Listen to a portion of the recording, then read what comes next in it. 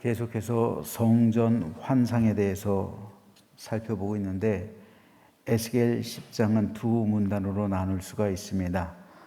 먼저 1절에서 8절은 예루살렘의 불심판을 위한 여호와의 숯불 살표 명령의 환상에 대해서, 그리고 9절에서 22절은 주의 보좌를 호위하는 네 그룹들과 주의 영광의 성전 동문으로 이동하는 그 환상에 대해서 기록하고 있습니다. 여기서 우리가 잠시 살펴볼 말씀은 2절과 6절에 있는 말씀인데요. 하나님이 가는 배의 옷을 입은 사람에게 말씀하여 이르시되 너는 구름 밑에 있는 바퀴 사이로 들어가 그 속에서 숯불을 두 손에 가득히 움켜가지고 성읍 위에 흩으라 하시매 그가 내 목전에서 들어가더라. 6절은요, 하나님이 가는 배의 옷을 입은 자에게 명령하시기를 바퀴 사이 곧 그룹들 사이에서 불을 가져가라 하셨으므로 그가 들어가 바퀴 옆에 섬에. 여기서 공통적으로 등장하고 있는 인물은 가는 배의 옷을 입은 사람입니다. 하나님께서는 9장에서 이미 가는 배의 옷을 입은 사람에게 예루살렘 성중에서 우상 숭배로 인해서 탄식하며 우는 자의 이마에 표를 그릴 것을 명령하셨습니다. 그리고 이어지는 10장에서는 그룹 밑에 있는 바퀴 사이로 들어와서 그 속에서 숯불을 가지고 성읍 위에 흩으라고 바로 이 가는 배의 옷을 입은 사람에게 명령하고 있습니다. 그렇다면 여기서 가는 배의 옷을 입은 사람은 누구를 상징할까요? 그 천사랑은 구별됩니다. 왜냐하면 사람이라고 에스겔이 구체적으로 지칭을 하고 있기 때문에 에스겔은 사람으로 보고 있는 거예요. 이것을 알기 위해서 먼저 가는 배의 옷에 대해서 좀 살펴보겠습니다. 여기서 가는 배의 옷은 히브리어로 빠띠임인데 구약 성경에서 19번 사용되고 있습니다. 그리고 이 옷은 가늘고 고운 흰색의 세마포를 의미하고요. 특별히 제사장들이 입고 있었던 의복을 상징합니다. 즉, 이 가는 배 옷을 이 사람이 입고 있었다는 것은 제사장 직분을 수행하고 있음을 보여주고 있는 거예요. 그런데 에스겔뿐 아니라 다니엘도 이 사람에 대해서 환상 가운데 보게 됩니다. 다니엘은요, 이 사람에 대해서 이렇게 기록하고 있어요. 그때 내가 눈을 들어 바라본 즉 한 사람이 세마포 옷을 입었고, 여기서도 다니엘도 천사라고 기록하지 않고 사람이라고 기록하고 있어요. 한 사람이 세마포 옷을 입었고 허리에는 우바 순금띠를 띠었더라. 또 그의 몸은 황옥 같고, 사람인데 황옥 같고, 그의 얼굴은 번갯빛 같고, 그의 눈은 횃불 같고, 그의 팔과 발은 빛난 놋과 같고, 그의 말소리는 무리의 소리가 같더라. 바로 가는 배의 옷을 입은 사람은 성육신 이전에 예수 그리스도를 예표합니다. 예수님의, 그러니까 구약 성경에서는 성육신 하셔서 오시기 전에 구약에서 보여지던 그런 예수 그리스도의 예표로서 가는 배의 옷을 입은 사람을 에스겔도 그렇고 다니엘도 그렇고 동일하게 환상 가운데 보고 있는 겁니다. 그런데 가는 배의 옷을 입은 사람의 사역이 왜 예수님을 예표하냐면은 9장과 10장에 나타나는 사역이 다르기 때문에 그래요. 9장에서는 의로운 자들의 이마에 표를 그리죠. 이것은 구원 사역이에요. 예수 그리스도의 초림을 상징합니다. 그리고 10장에서는 숯불을 성읍 위에 흩뿌림으로 인해서 심판을 행하게 되죠. 이것은 예수 그리스도의 재림을 예표합니다. 즉 예수님께서 성육신하셔서 이 땅에 오셨을 때 주님께서는 자신의 몸으로 제물을 삼으시고, 그리고 우리를 구속하심으로 표를 주시죠. 믿는 믿음의 백성들에게 구원받을 수 있는 길을 열어주십니다. 하지만 다시 오실 때, 심판주로 오실 때, 재림하실 때 주님께서는 인류를 심판하시죠. 이것을 9장과 10장이 각각 보여주고 있는 겁니다. 따라서 구약에서 성자 예수님은 예표적으로 기록되고 있습니다. 오늘 본문도 그 가운데 하나인데, 그런데 그때마다 우리가 좀 생각해 봐야 될 것은요, 성자 예수님은 언제나 하나님의 말씀에 순종하고 있어요. 순종하는 모습으로 기록되고 있습니다. 왜 예수님께서 성육신 하셔서 이 땅에 오셨을까요? 우리를 구원하기 위해서지만 근본적으로는 하나님의 말씀에 순종하셨기 때문입니다. 주님의 순종이 아니었다면 인류의 구원은 없었죠. 그런데 하나님의 말씀에 순종하는 것 절대 쉬운 일이 아닙니다. 에스겔은 하나님의 말씀에 순종하기 위해서 4가지 행위 예언을 하죠. 이사야는 벗은 몸으로 3년을 지내요. 다른 선지자들 또한 하나님의 말씀에 순종하기 위해서 자기 목숨을 겁니다. 예수님은 하나님의 말씀에 순종하기 위해 이 땅에 오셨고, 그리고 주님의 목숨을 대속물로 우리에게 주셨습니다. 순종의 결과는 하나님의 뜻이 이루어지는 거예요. 내 삶 가운데 하나님의 뜻이 이루어지는 그것이 바로 순종의 결과요 열매입니다. 예수님께서 겟세마네 동산에서 십자가 지시기 전에 간절하게 기도하시죠. 하나님, 꼭 이 방법이라야 합니까? 다른 방법으로 인류를 구원하실 수는 없습니까? 꼭 내가 죽어야만 합니까? 밤새도록 주님께서는 겟세마네 동산에서 부르짖죠.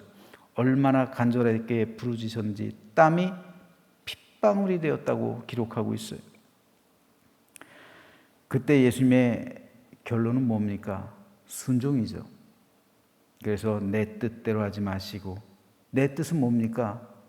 십자가를 벗는 게 주님 뜻이었어요. 할 수 있으면 이 길이 아닌 다른 길로 가고 싶은 것이 예수님의 육신적인 그러한 뜻이었습니다. 하지만 아버지의 뜻대로 하옵소서, 주님께서 선택하신 길은 순종이죠. 하나님의 뜻에 순종하신 거예요. 끝까지 순종하셨어요. 결국 주님의 기도는 순종을 이루기 위한 기도입니다. 하나님의 뜻을 꺾고 내 뜻을 이루는 것은 순종이 아니에요. 순종은 내 뜻을 꺾고 하나님의 뜻을 이루는 겁니다.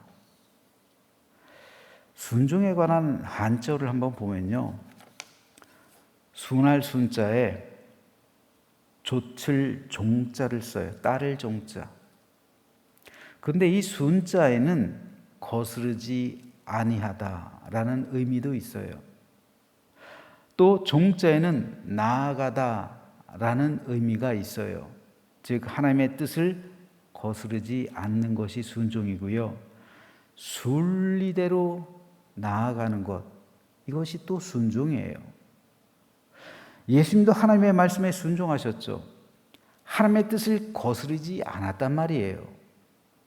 또 하나님께서 작정하신 구원 계획을 위해 순리대로 나아가셨습니다.